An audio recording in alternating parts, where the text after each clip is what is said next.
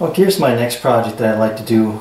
I want to build a box to contain all my sharpening stones and diamond stones, water stones, whatever. I don't own any oil stones, I guess. So, but I've outlined or designed my box to fit all my stones, along with this long area here to fit the knife sharpening setup I have.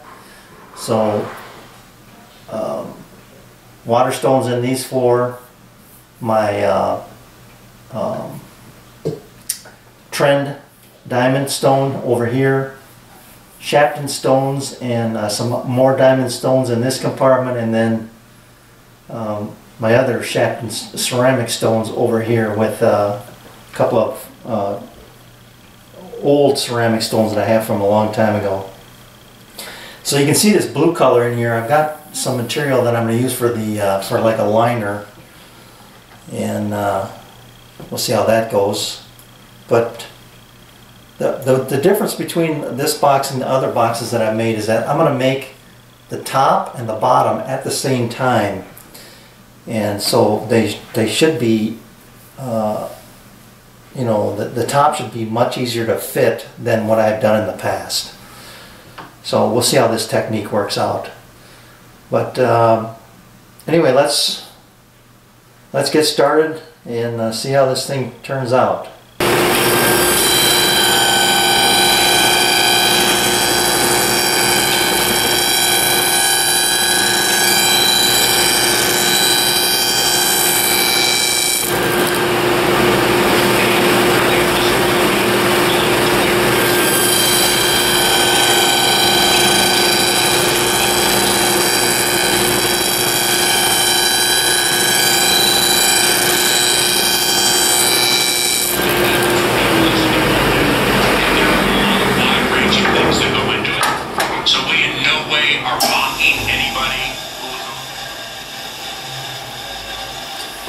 Because I use my Just Some stock guide there right over the blade, basically, I get nice consistent down pressure, and then, but I still run them 3 times, and the 3rd time you can barely hear the dado set removing material, so I know that these are nice and consistent and nice and clean.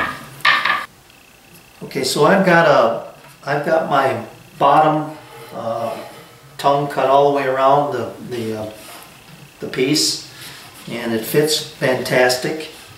What I want to show you here is you can see that this piece needs to slide by and cover the front and the back. So that piece has to be exactly the same width as the bottom. I mean, it's got to be perfect. And that's the only bad thing about doing it this way, I guess, is that it has to just absolutely line up. Or you're going to have to make some adjustments to the bottom, I guess. But that's my plan, is to cut this piece and the front exactly the same width, and then make these dados so that this piece can slide by, or make this half lap joint, I guess. Well, I forgot to show you this. So the back, the sides now are rights and lefts. The back side is going to get a dado all the way across the back, and the top is going to get stopped so that the lid slides under here and is covered all the way. So you can see that this is reversed on the other side. So the left side is, here's the back, and here's the front, and here's back, and here's the front on the right side. So I've cut the dados all the way through, but now this part I have to pay attention to getting that right. All right, I got the front and back cut.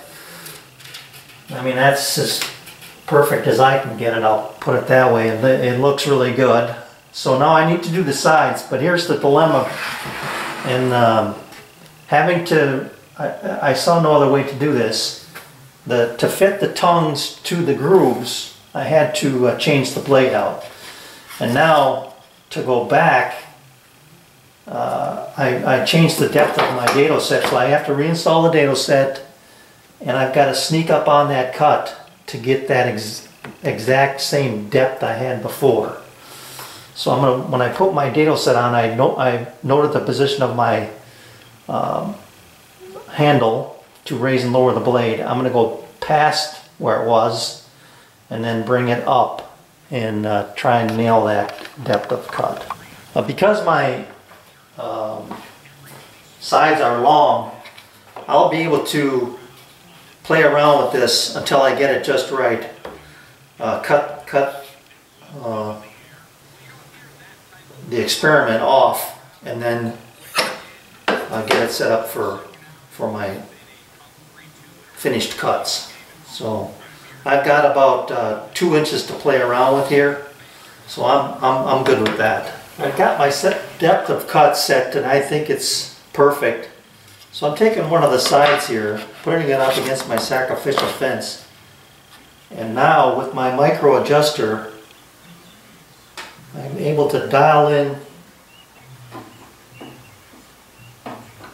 that depth of cut, or width of cut, I guess. Feeling that tooth, making sure that because my fence will move just a little bit when I lock it, I give it a little tension on my cam here. I'm still a little bit proud.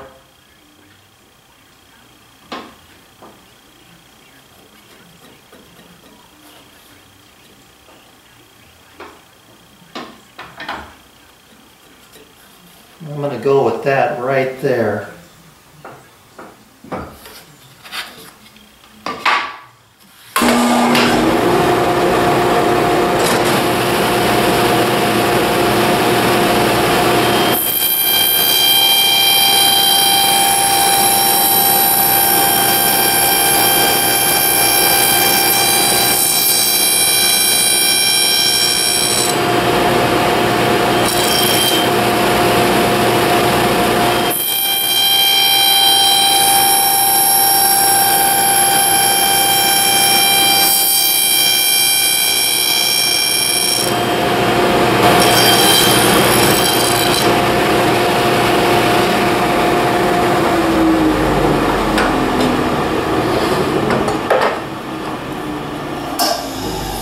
Feels better. I have to remember that there's only one through dado on both pieces, so the other one is a stop cut, so I have to remember that. This is going to be my back on the back side.